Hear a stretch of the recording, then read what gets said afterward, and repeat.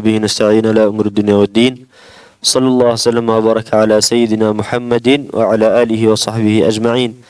Alhamdulillah, kita sambung pengajian kita daripada kitab Risalatul Mu'awanah, ataupun disebut juga sebagai kitab petunjuk tarikat ke jalan akhirat. Sambung kita pada muka surat 20. Betul? Betul. Baik. Sebelum ini dah disebutkan ataupun dah diingatkan berkaitan dengan niat. Berkaitan dengan niat. Dan apa yang mengukuhkan niat. Dan apa yang patut diniatkan. Baik. Hari ini kita cerita fasal perihal muraqabah. Muraqabah itu apa dia? Muraqabah itu dalam bahasa maknanya adalah muraqabah menyedari bahawasanya diri kita sentiasa diawasi. Muraqabah menyedari bahawasanya diri kita sentiasa diperhatikan, sentiasa diperhatikan dan sentiasa dipandang, sentiasa dicatat, sentiasa diambil kira, sentiasa dalam rekod. Itu muraqabah. Muraqabah dalam erti tasawufnya disebut sebagai muraqabatan lillah, muraqabah kepada Allah Ta'ala. Yakni apa? Menyedari bahawasanya diri kita sentiasa di bawah pandangan Allah Ta'ala, sentiasa diawasi oleh Allah Ta'ala, sentiasa diperhatikan oleh Allah Subhanahu Wa Ta'ala. Itu muraqabah lillah. Muraqabah ini kita merasa bahawasanya diri kita dicatat amalan setiap gerak-geri kita oleh Allah Subhanahu Wa Ta'ala melalui malaikat di kiri dan kanan. Itu muraqabah. Jagalah diri ketika berhadapan dengan Allah. Wahai saudaraku, hendaklah anda menjaga diri di hadapan Allah Ta'ala dalam segala gerak-gerimu dan diammu. Bukan hanya bergerak, bahkan diam sekali. Dalam perhatianmu dan pemandanganmu, gerak-geri dan diam kena jaga. Maknanya apa? Kenapa kita gerak? Dan kenapa engkau diam? Contoh, duduk diam, tapi depan sana ada orang tengah buat maksiat. Kan tak boleh. Kena tegur, kena cegah maksiatnya. Contoh apa? Duduk diam, baik hatinya ataupun jasadnya. Duduk diam dalam kereta tengah drive, dekat mana-mana highway lah, mana-mana jalan. Nampak sebelah jalan syiar orang fasik. Sama ada kuil, sama ada tokong, sama ada tempat penyembahan orang kafir. Mana-mana sekalipun, asal kafir tu tempat penyembahannya, itu kan syiar fasik. Dan haram melata atas muka bumi Allah. Kerana itu syiar pada syirik, menyekutukan Allah Ta'ala. Ataupun ada kilang arak, kalau adalah. Kalau adalah mana-mana jalan ke, besar-besar kilang arak tepinya, kalau ada. Kalau tak ada, tak apa. Kalau ada pun, kita pandang pada kilang arak sebelahnya. Badan kita boleh bergerak tak? Tak boleh. Takkan nak berhentikan kereta pergi kapakkan kilang arak tu, kena tangkap pula, lain cerita pula jadinya. Tapi hati kau jangan duduk diam. Dalam drive, jasadnya duduk diam, tapi hatinya tak diam. Hatinya mengatakan, aku benci, aku tak suka. Ya Allah, hapuskan tempat ini. Ya Allah, selamatkan umat Islam daripada perkara ini. Ya Allah, aku tak suka dan aku tak redha dan aku tak rela atas muka bumi ini ada tempat sebegini di bawah pandangan engkau. Hatinya tak boleh duduk diam. Gerak-geri pun kena juga. Gerak-geri. Sebab tu kita sebut para awliya illah, orang-orang wali Allah ni, setiap gerakannya dia perhatikan. Kenapa aku bergerak? Hatta duduk diam sekalipun dia perhatikan. Hatta dia bergerak perhatikan. Dia bawa keluar tasbih berzikir pun dia perhatikan. Dia tak bawa keluar tasbih berzikir guna tangan pun ada sebabnya. Semua ada sebab. Pokoknya wali-wali Allah, orang-orang soleh, semua yang dilakukan ada sebab. Kenapa dia pakai serban pesen begini? Kenapa dia pakai serban pesen yang lain? Kenapa dia tak pakai serban? Kenapa dia pakai serban? Semuanya ada sebab. Semua ada sebab. Dan semua bukan mengada-ngada. Semua ada sebab di sisi Allah Ta'ala. Tak dia gerak ataupun dia diam, melainkan semua ada hujahnya di hadapan Allah Ta'ala. Baik. Kemudian dalam perhatianmu dan pemandanganmu, dalam lintasan hatimu dan kehendakmu, pemerhatian dan pandangan, pandang perkara-perkara tapi lintasan hatinya lain, tu pun kena jaga-jaga. Itu pun kena jaga-jaga. Kerana pergerakan zahir dan pergerakan batin kita semuanya adalah sama di sisi Allah Ta'ala. Allah pandang pada yang batin seperti mana Allah pandang pada zahir. Tak ada, kitanya batin susah nak nampak ataupun tak boleh nampak, tapi zahir boleh nampak. Beza dengan Allah Ta'ala. Allah Ta'ala kedua-duanya adalah sama baginya. Sangat nyata bagi Allah Ta'ala. Bahkan terhadap semua hal dan keadaanmu, dan sentiasalah ingat bahawa Allah itu ada dekat denganmu. Ketahuilah bahawa Dia sedang memperhatikanmu dan tahu segala sesuatu mengenai dirimu. Tiada sesuatu pun yang tersembunyi dari pengetahuannya. Nah, Dia merhati, Dia tahu, Dia sedar, Dia rekod, Dia juga akan balas, Dia juga akan soal. Dan engkau akan hadap kepada Dia juga nanti. Dan Dia juga yang boleh maafkan, dan Dia juga boleh hapuskan, dan Dia juga boleh ubahkan menjadi perkara yang baik. Dia juga yang memberikan pahala. Semuanya Dia. Semuanya Allah Subhanahu Wa Taala. Subhanallah. Kadang bila kita baca bab muraqabah ni, kita rasa macam maknanya kena sedar bahawasanya kita dalam pengawasan Allah Ta'ala dalam setiap masa. Betul tak? Setiap masa. Setiap masa. Habis macam mustahil je. Mustahil sebab maksiat. Bukan mustahil sebab memang mustahil. Bukan. Mustahil sebab maksiat kita. Dan yang waktu-waktu yang kita tak sedar bahawasanya Allah memerhatikan kita adalah waktu-waktu yang wajib kita taubat pada Allah Ta'ala. Kena hati-hati kalau banyak waktu kita dalam keadaan kita tak sedar Allah sedang memerhati. Buat pilihan nak beli apa ataupun tak nak beli. Semuanya buat dalam keadaan aku yang memerhatikan barang ni. Aku yang memerhatikan harga ni. Aku yang memerhatikan duit aku cukup ke tak. Tak pernah ingat pun Allah yang memerhati segala-galanya. Tu Dia punya, ini Dia punya, aku pun Dia punya. Semua Allah yang merhatikan.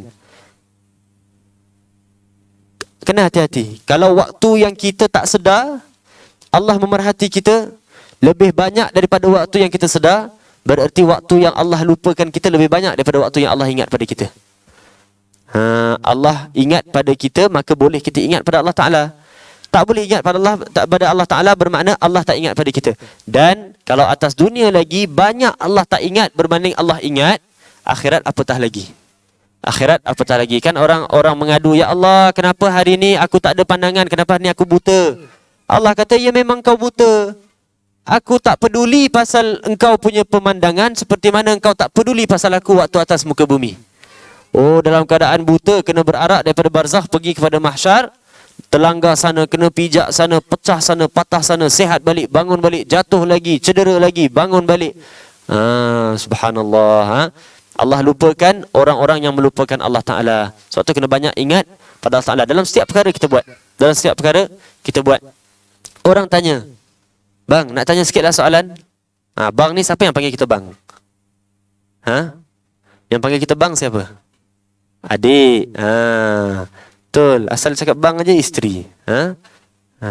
Yang panggil kita bang boleh isteri, boleh adik, boleh siapa-siapalah. Bang, nak tanya soalan lah. Bang, itu isteri lah. Apa salah adik aku panggil aku macam tu? Bang, nak tanya soalan. Nak tanya soalan. Apa soalan dia? Soalan dia contoh ditanya. Nak tanya soalan. Hari ni ada dekat tempat kerja tu hari, ada orang dia cakap pasal dia punya suami ada buat benda gini-gini. Apa hukumnya?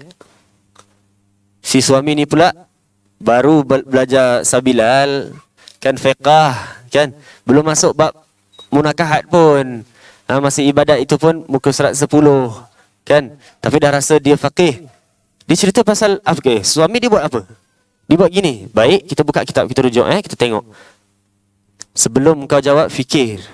Yang tanya hamba Allah, menceritakan tentang hamba Allah, menanya kepada hamba Allah, diperhatikan oleh Allah. Maka kena sedar bahawasanya kita diperhatikan oleh Allah. Sebelum kita jawab lagi, sepatutnya yang menjadi kita punya pemikiran, Allah memerhati. Kalau kita sedar bahawasanya Allah perhati, awal mula kita belum jawab soalan tu, kita akan cakap apa? Kenapa kawan engkau tu cerita pasal suami dia dekat engkau? Dah jadi isteri yang membukakan keaiban suami. Dianya tak patut cerita dan engkau tak payah fikir pasal rumah tangga dia orang. Biarkan aja. Kan sepatutnya begitu. Jangan orang tanya, jawab. Orang tanya, jawab. Orang minta pandangan, jawab. Orang minta tu, bagi. Kena fikir, kena fikir. Sebelum bercakap, kena fikir Allah memerhati. Sebelum orang minta pendapat, apa pendapat ustaz tentang perkara gini. Sebelum bagi pendapat, kena fikir. Orang minta buat sesuatu, YB, minta buat gini, apa sepatutnya kita buat dalam keadaan begini. Sebelum keluarkan apa arahan untuk keadaan semasa, engkau takwa kepada Allah. Ingat bahawasanya Allah memerhati. Allah memerhati. Subhanallah. Dalam setiap perkara. Dalam setiap perkara. Hatta kita tengah atas bot dengan ahli keluarga, tengah snorkeling. Nak ketawa, nak duduk diam, nak layan anak, nak terjun masuk, nak snorkel, nak tengok ikan. Ingat, Allah sedang memerhati. Allah sedang memerhati dalam setiap keadaan. Dalam setiap keadaan, kena ingat Allah sedang memerhati. Dan muraqabah ini, kita pandang macam susah, betul? Seakan sentiasa. Dan muraqabah ini kalau kau pandang susah, dia awal baru muka surat 20. Kitab ni ada berapa muka surat? Lebih kurang 200 lebih muka surat. Ada lagi 200 lebih muka surat. Ada lagi 200 muka surat untuk kita settle perjalanan petunjuk tarikat jalan akhirat. Baru muka surat 20 disebut pasal muraqabah. Bermakna muraqabah tu sangat penting. Sebab apa? Nabi menyebut taklah orang beriman itu berzina, melainkan waktu dia berzina iman dia tak ada. Bermakna apa? Dia tak boleh buat maksiat melainkan dia lupa bahawasanya Allah mengawasi dia. Erti kata lain apa? Bila engkau lupa bahawasanya Allah mengawasi engkau, waktu tu engkau tak beriman. Kenapa? Allah kan sifatnya basir, sami', kan? Maha melihat, maha mendengar. Engkau lupa sifat tu, seolah-olah engkau dah lupa yang Allah wujud. Seolah-olah engkau lupa bahawasanya Allah wujud. Kan dicabut imannya. Subhanallah, kalau kita tengok berapa jam, berapa lama, berapa tahun yang kita dah lupa Allah wujud. Macam mana kita nak claim aku ni orang beriman? Macam mana nak claim kita ni orang baik? Macam mana nak pandang orang lain lagi hina daripada kita? Macam mana nak pandang orang ahli maksiat yang konon-konon ahli maksiat, bertatu sini, minum togok arak apa semua, macam mana nak pandang dia hina? Aku sendiri beriman ke belum tentu tau. Beriman ke belum pun belum tentu lagi. Belum tentu. Baik. Lihat firman-Nya ini, wa ma ya'zubu 'an rabbika min mithqali dzarratin fil ardi wala fis sama'.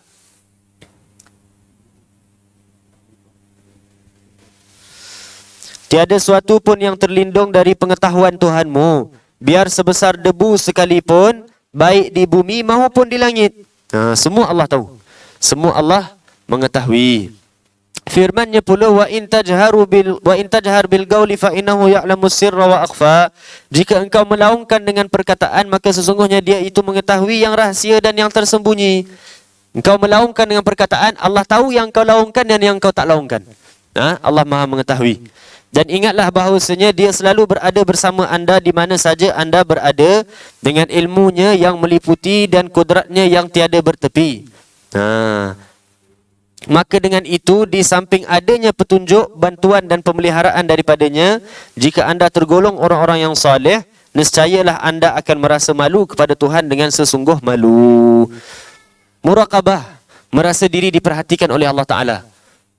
Sama ada kita merasa diri diperhatikan oleh Allah Ta'ala ataupun tidak, Allah tetap memerhatikan kita.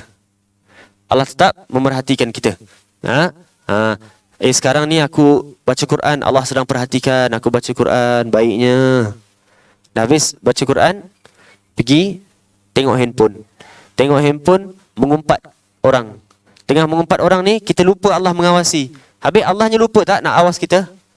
Allah tak lupa. Allah tetap mengawasi kita. Sama ada kita sedar ataupun tidak, suka ataupun tidak, Allah tetap mengawasi kita. Allah tetap mengawasi kita. Sebab tu, kita kalau buat taat dalam keadaan kita mengetahui Allah mengawasi kita. Buat kemaksiatan pun dalam keadaan kita mengetahui Allah mengawasi kita. Buat taat kita tahu. Betul? Buat taat dalam keadaan kita tahu Allah mengawasi kita. Kalau buat taat dalam keadaan kita tak sedar Allah mengawasi kita, jadilah solat engkau solat nak berlagu-lagu, jadilah solat engkau solat nak masyhur, jadilah solat engkau solat nak orang pandang, jadilah solat engkau nak memuaskan nafsu sendiri sebab tak sedar yang Allah mengawasi. Betul? Itu ketaatan. Kemaksiatan pun, buat kemaksiatan, kalau nak buat maksiat boleh, buat dalam keadaan kita sedar Allah mengawasi kita. Kalau kita sedar Allah mengawasi kita, boleh tak kita buat maksiat? Tak boleh. Bermakna apa? Nak buat maksiat pun dalam keadaan tahulah Allah mengawasi engkau. Bila kau tahu Allah mengawasi, kau tak boleh buat maksiat. Dan kalau dah tak tahan sangat sekalipun, nak sangat buat maksiat, tengok dekat tengah jalan tu ada duit RM200. Nak sangat aku curi. Tangan ni dah ketar-ketar dah, aku tak boleh ni, aku nak curi ni. Tapi Allah mengawasi. Tapi aku dah tak tahan sangat ni. Kena tahan. Curi ni haram. Aku dah tak tahan. Dia ambil, dia curi. Kalau dah tak tahan macam mana sekalipun, tapi dia buat tetap dalam keadaan dia tahu Allah mengawasi dia, dia ambil aja, terus lepas tu dia taubat tak?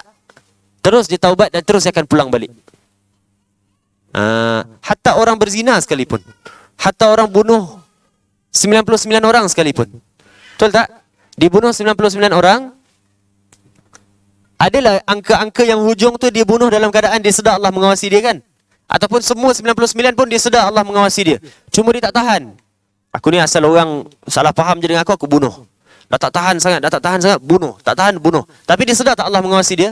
Sedar. Bila kau sedar Allah mengawasi engkau, hatinya tak terputus dengan Allah. Kelakuannya dah jauh putus, tapi hatinya paling-paling kurang pun, orang yang tenggelam dekat laut, dibalingkan pada dia pelampung. Pelampung tu kan ada tali, ikat dengan kapal. Baling pelampung, pelampungnya dia tak boleh nak ambil, pelampung tak boleh nak ambil. Nak ambil pelampung, pelampung terlepas. Dia paut pada tali. Masih selamat tak? Masih selamat. Walau tak seselamat pelampung sekalipun, tapi tali pun jadilah. Jangan semuanya terlepas daripada menyedari Allah mengawasi kita. Jangan. Kena ada connection dengan Allah Ta'ala. Paling kurang hatinya jangan lost connect. Ini bukan bermakna kita galakkan orang buat maksiat. Nak buat maksiat, tengok handphone, buka TV, Allah mengawasi aku, bismillah, ting, buat maksiat. Bukan begitu. Maknanya betul-betul menyedari Allah mengawasi, maka engkau takkan tergamak buat maksiat. Tapi kalau dah tak tahan sangat, buat dalam keadaan, orang itu akan terbuat dalam keadaan dia menyedari Allah mengawasi dia. Kalau dah begitu, setelah dia buat sahaja dia akan taubat. Setelah buat dia akan taubat, dan kemudian dia tak akan buat lagi. Takkan buat lagi. Takkan buat lagi. Baik. Amalkan tabiat suka mengawas diri. Amalkan tabiat suka mengawas diri. Subhanallah, mengawas diri ni kontrol. Tengok apa yang kau buat. Kenapa engkau buat? Kenapa engkau tak buat? Semua tu mengawas diri. Mengawas. Jangan asal duduk sembrono aja. Duduknya gini ke, duduknya gitu ke, cakap pasal ni ke, cakap pasal itu ke, ketawanya begitu ke, ketawa begini ke, melawaknya dengan itu ke, melawak dengan ini ke, dengan siapa dia bercakap, semua dia tak kisah, semua langgar aja. Gitu tak boleh. Tak boleh. Apa benda yang langgar aja semua? Siapa tahu. Siapa tahu. Dia ni langgar je semua benda. Semua diodokkan aja. Godok aja. Laju pula tu. Besar pula badan dia. Odok aja. Jangan jadi gitu. Jangan jadi gitu. Angkat kepala. Tengok sekeliling. Apa aku buat ni? Kenapa aku buat? Apa aku buat ni? Kenapa aku tak buat? Kena ada. Mengawas diri itu adalah sifat yang perlu diterap. Makin banyak kita awas diri kita, makin kita akan jadi reserve, makin kita control, contented, makin kita akan, apa dipanggil bahasa Inggerisnya? Kontrol lah, boleh kontrol. Kemudian ingatlah, supaya anda mengawas diri, jangan sampai dia mendapati anda di tempat yang dilarangnya, dan tidak mendapati anda di tempat yang disuruhnya. Jangan lupa menyembahnya seolah-olah anda melihatnya. Maka jika anda tiada melihatnya, ingatlah bahawa sesungguhnya dia tetap melihat anda. Ini kan ihsan.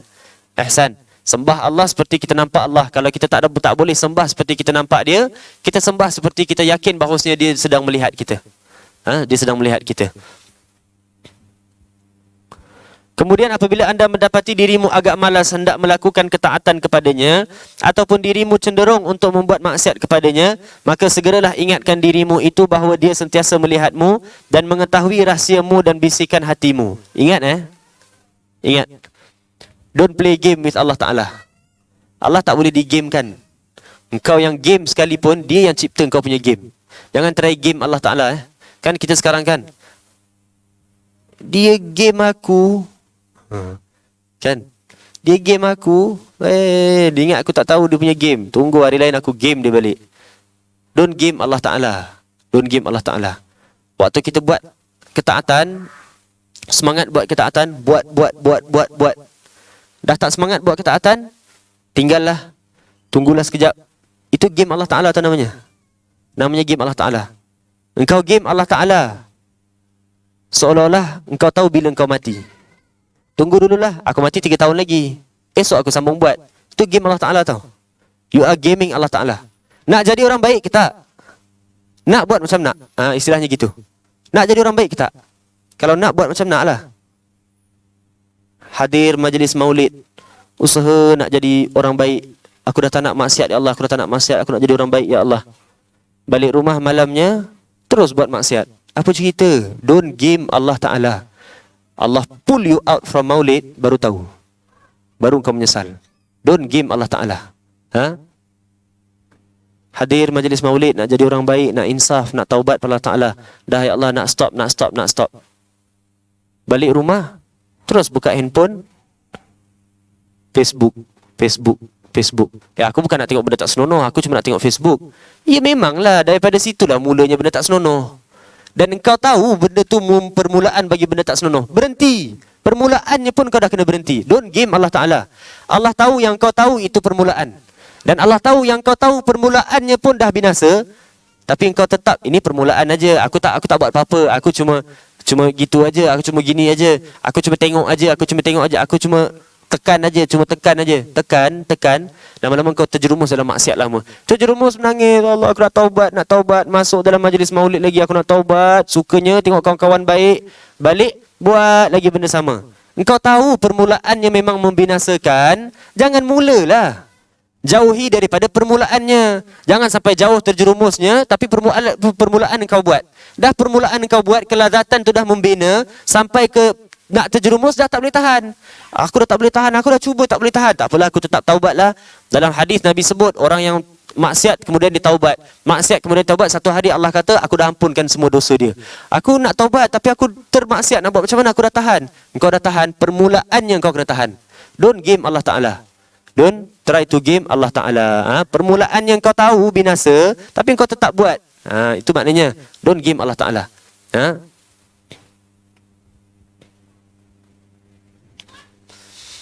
Jika peringatan semacam ini tidak memberikan apa-apa kesan, contohnya ginilah. Contoh kita sebut tadi apa dia?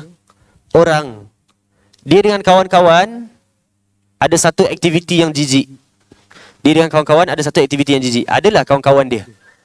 Kawan-kawan dekat maulid tak? Kawan-kawan dekat maulid baik, pakainya macam baik, baca maulid, join maulid, baca kitab, zikir, beratib. After maulid, dia ada one group of friends yang buat benda yang bukan-bukan. This one group of friends, satu hari dia kata, aku nak taubat lah. Okey, bagus kau nak taubat. Datang majlis maulid, dia pun menangis, aku nak taubat, aku dah tak nak buat kegiatan tu. Habis saja majlis maulid, kawan kau ajak lepak. Okey, boleh. Asal kau nak buat maksiat ke? Tak, aku cuma lepak aja. Tak, aku cuma kontak dia orang balik. Tak, aku cuma jumpa aja. Kan kau tahu mereka tu adalah permulaan barang yang binasa. Engkau lepak aja kan boleh terjerumus. Dah jangan mulalah. Jangan mula. Lepas tu kau taubat balik. Tu bukan tak masuk dalam hadis Nabi Yang Nabi sebut orang yang maksiat kemudian taubat, maksiat kemudian taubat, maksiat kemudian taubat. Satu hari Allah panggil semua malaikat, wahai malaikat, saksikan bahawasanya aku dah ampunkan dosa dia. Sebab dia tahu setiap kali dia bermaksiat, dia mempunyai Tuhan yang maha pengampun. Kan? Kau tak masuk dalam hadis tu. Sebab apa? Engkau tahu permulaannya membinasakan, tetapi engkau tetap mula. Bermakna apa? You are trying to game Allah Ta'ala. Nanti syaitan akan masukkan dalam hati. Akulah dalam hadis tu agaknya. Tak apa, yang penting aku menangis. Yang penting aku hadir maulid. Yang penting aku taubat. Engkau punya menangis, engkau punya taubat, engkau punya rintihan, engkau punya maulid, semuanya kamuflaj. Kamuflaj. Menutupkan kesedapan maksiat sahaja. Menutupkan kesedapan maksiat. Nanti dekat khatimah, syaitan petik aja. Terus terlupa syahadah. Jangan, tak berbaloi. Tak berbaloi. Don't even start. Don't even start. Semua orang nak jadi baik. Yang hadir maulid ni semua diuji oleh Allah Ta'ala. Dan semua nak jadi baik. Semua nak jadi baik. Baik. Jika peringatan semacam ini tidak memberikan tidak memberikan apa-apa kesan kepada jiwamu kerana berkurangan makrifatnya tentang kebesaran Allah Ta'ala, maka hendaklah anda mengingatkannya dari hal dua malaikat yang mulia, kiraman katibin, yang mencatat semua kebaikan-kebaikan dan kejahatan-kejahatanmu. Kalau sebut Allah mengawasi, Allah memerhati, Allah mendengar, Allah mengetahui, engkau lupa tapi Allahnya tak lupa. Dia tak boleh nak faham, tak boleh nak menghayati. Sebab apa? Allah ni terlalu tinggi. Baik, Allah dah ciptakan malaikat. Rendahkan sikit. Malaikat setengah catat. Malaikat tak akan miss apa engkau buat. Catatan ni akan dihadapkan kepada Allah Ta'ala. Kadang ada orang kan nak sampai kepada Allah kan tinggi sangat. Jadi rendahkan. Malaikat sedang mencatat. Malaikat mengetahui. Catatan yang malaikat tulis akan dihantar kepada Allah Ta'ala. Rendahkan lagi. Sebab tu hikmah Allah letak malaikat sini. Kalau tak ada malaikat ni, Allah tak tahu apa kita buat. Kan Allah tetap tahu. Allah letakkan malaikat supaya jadi rahmat untuk kita. Orang yang makrifatnya tak sampai kepada Allah Ta'ala macam kita, yang langsung tak ada makrifat, bukan sampai ke tak, yang langsung tak ada makrifat. Jangan kita dengar, ada orang tak sampai kepada Allah Ta'ala. Allah, kiraman katibin aja mainan dia. Kau jangan. Kitanya langsung tak ada makrifat. Imam Haddad sendiri mengatakan, mana ilmu ladunni aku, mana makrifat aku, mana hakikat aku hanya hamba yang berdosa, tak ada apa-apa ilmu. Imam Haddad sendiri mengatakan. Dan bacakanlah kepadanya firman yang berikut. Idh yatalaqal mutalaqiyani 'anil yamini wa 'anil shimali qa'id, ma yalfidhu min qawlin illa ladayhi raqibun 'atid. Ketika disambut oleh kedua malaikat yang menyambut, seorang duduk di sebelah kanan dan yang lain di sebelah kiri. Apa saja yang disebut dari perkataan, melainkan ada di sisinya malaikat pengawas yang bersedia mencatatnya. Ini waktu lahir. Malaikat sambut kan? Malaikat sambut kelahiran, sambut aja kelahiran, ting, terus ada. Raqib, atid, terus ada. Tapi tak mula tulis lagi. Tak mula tulis. Balik aja, baru dimula tulis. Baru mula tulis. Baru mula tulis. Ada yang kata waktu mati. Mati, apabila hijab diangkat, first malaikat kita nampak apa? Raqib dan atid. First malaikat kita nampak Raqib dan atid. Jadi malaikat maut nak sambut kita punya kematian, nak tarik nyawa kita, sebelum ditarik hijab diangkat kan? Hijab diangkat, dia nampak Raqib dan atid. Raqib dan atid kata kalau orang tu baik, dia kata apa? Wahai temanku yang baik, seronok aku ditugaskan untuk mencatat amalan engkau. Selama dengan engkau sangat-sangat menyenangi aku dan aku harap engkau menyenangkan Allah Ta'ala. Sekarang aku berpisah dalam keadaan aku mengharap dapat menjumpai kamu lagi dan aku berdoa moga-moga Allah berlemah lembut dan terima engkau. Dia pun berpisah. Kalau orang tu macam kita, dan that time akan sampai untuk kita, semua akan sampai. Boleh jadi malam ni pun. Boleh jadi nak balik rumah jumpa isteri pun tak sempat.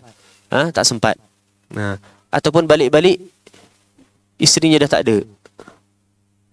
Anytime, anything can happen. Anything. Balik-balik anak setiap hari gendong.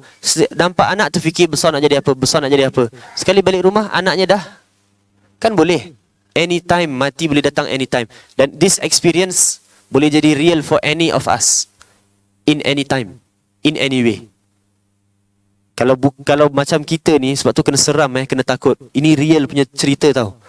Macam kita, bila kita sebut macam kita, memang betul-betul macam kita. Yang macam kita ni kalau mati, diangkatkan hijab, nampak Raqib Atid. Raqib Atid kata apa? Wahai teman yang sungguh menyampahkan bagi aku. Selama aku ditugaskan untuk mencatat amalan engkau, aku sangat jijik tentang apa yang kau derhaka kepada Tuhan engkau. Dan aku sangat tak suka berkhidmat kepada engkau. Nyahlah engkau daripada aku, suka sangat aku berpisah dengan engkau. Dan aku harap engkau dibalas setimpal oleh Allah Ta'ala. Subhanallah. Kalau kita dah nampak tu di hijab angkat, punyalah sedih kita waktu tu. Terus daripada that saat terus meronta, ya Allah pulangkan balik satu saat aku nak sedekah. Ya Allah pulangkan balik satu saat aku nak bantu orang. Itu cerita kita. Cerita kita. Sesudah itu jika jiwamu tetap tidak mengambil peduli tentang peringatan ini, hendaklah anda mengingatkannya tentang dekatnya maut. Ni baru kita sebut tadi, dekatnya maut. Dan maut itu adalah perkara gaib yang paling dekat sedang ditunggu. Dan alangkah bimbangnya jiwa itu bila dia diserang maut dengan tiba-tiba. Dan bahawasanya apabila maut datang menimpanya padahal dia masih dalam keadaan yang tidak diridai Allah Ta'ala, bukankah itu akan menyebabkan kerugian yang tiada kesudahannya? Rugi serugi-ruginya. Ingat akan mati. Antara perkara yang mengingat akan mati apa dia? Ziarah kubur. Kan Nabi sebut ziarah kubur. Lagi zikir-zikir. Kan kita baca ratib haddad disebut ya dzal jalali wal ikram. Betul? Amitna ala dinil Islam. Matikan aku dalam keadaan agama Islam. Ada lagi zikir ya Allah biha ya Allah biha ya Allah bi husnil khatimah. Khatimah penutupan hidup dalam keadaan baik. Lagi zikir apa dia? Allahumma inna nas'aluka ziyaratan fi din, barakatan fil umur, sihhatan fil jasad, wasi'atan fil rizq, wa taubatan qablal maut. Cerita maut, cerita maut. Dan jika menakut-nakutkan semacam ini juga tidak berguna pada jiwamu. Sebab tu umat Islam, orang Islam tak boleh satu saat pun dia selesa. Susahnya hidup kat dunia macam tu. Sebab tu nama dunia Sijnul Mu'min, penjaranya orang beriman. Tak boleh rasa selesa. Selesanya dengan keluarga, selesanya dengan TV, selesanya movie demi movie, selesanya majlis ilmu dekat sebelah sana, selesanya tak masuk dalam majlis ilmu, selesanya berjalan-jalan dengan family, selesanya berfoya-foya, selesanya kawan-kawan aku naik makam aku ditinggalkan. Tak boleh selesa. Itu selesa dalam maksiat memang tak boleh, memang kita tahu kan. Selesa dalam taat pun tak boleh. Kan kita dengar cerita Sayyidina Imam Umar Muhdar dengan anak dia, kan? Abdul Rahman Sagaf dengan anaknya Imam Umar Muhdar. Sayyidina Abdul Rahman Sagaf dibawa oleh Nabi SAW untuk berjalan-jalan dalam syurga. Jumpa anak dia, anak kata, abah dari mana? Kaki ni nampak kekuningan. Sebab tanah dekat syurga daripada koma-koma. Koma-koma apa? Za'faran, saffron. Abah dari mana? Baru berjalan dekat taman syurga, Nabi bawakan. Anaknya menangis. Bapak kata, kenapa engkau menangis? Yelah, Nabi bawa abah, Nabi tak bawa saya. Abahnya pun menangis. Anak tanya, kenapa abah menangis? Nabi bawa aku tadi, aku takut benda tu istidraj. Aku takut aku ditipu sehingga akhirat nanti sebenarnya aku masuk neraka. Tak boleh selesa. Kita jangan cerita dibawa oleh Nabi. Baru masuk majlis maulid Nabi, kan? Baru selawat 300 sehari, dah 300. Malam nak tidur, agaknya malam ni aku mimpi Nabi ni. Macam mana tak mimpi Nabi? 300 aku selawat. Memang malam ni lah. Bila lagi? Baru selawat 300 kali dah rasa wali. Jangan selesa, jangan selesa. Walaupun dalam keadaan ketaatan, orang Islam kena sentiasa cemas, sentiasa tersepit, sentiasa takut, sentiasa risau. Allah terima ke tak? Allah terima ke tak? Tengah solat, aku terpandang makhluk lah, ya Allah, ya Allah, Engkau terima ke tak, ya Allah, Engkau terima ke tak, aku dah terpandang makhluk, ya Allah.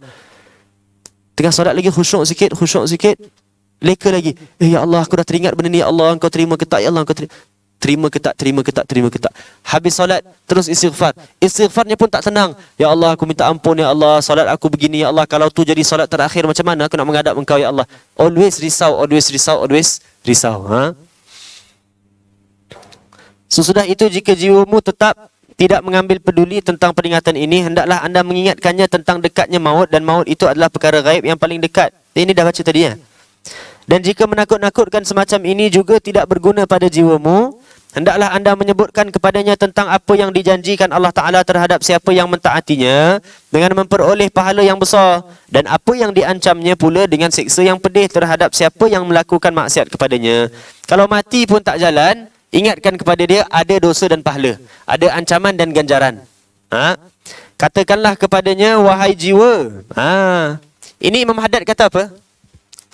Imam Haddad dalam satu kenyataan, Imam Haddad menyebutkan dalam kitab dia, kalau dia kata wahai jiwa, wahai saudara, wahai engkau.